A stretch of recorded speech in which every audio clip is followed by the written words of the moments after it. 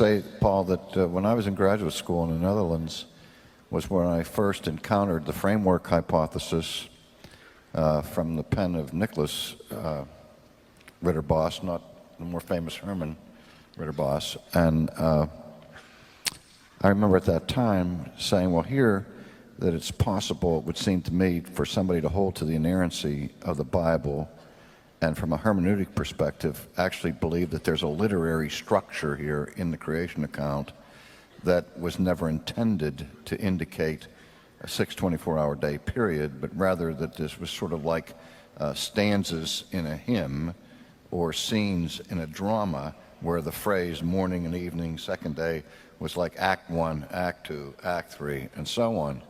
And I remember, I think what was driving that at the time was, of course, scientific considerations, the antiquity of the earth and so on.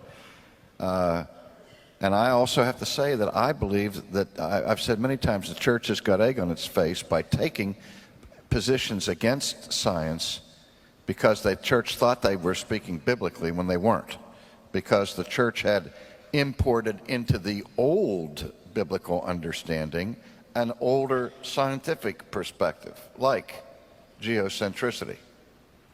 And because the Bible speaks about the heavens moving, the sun moving across the sky, does not mean that the Bible is teaching that the earth is the center of the solar system. That was an assumption brought from the scientific community, Copernicus, of the Ptolemaic view, into the scriptures, and the church got itself in big trouble. Because I believe the Bible teaches that not only does the Bible give us the infallible revelation of God, but also nature reveals God.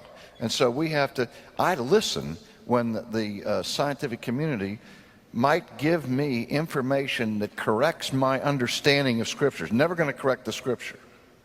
And so for many years I didn't hold to the framework hypothesis, but I held to the possible legitimacy of it. Till I read Doug Kelly's book, where he wrote the whole thing was on an exegetical study of Genesis.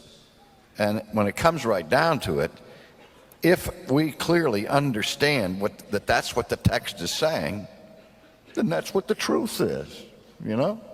And so I've been persuaded that the documentary hypothesis is not a sound exegetical approach to Genesis.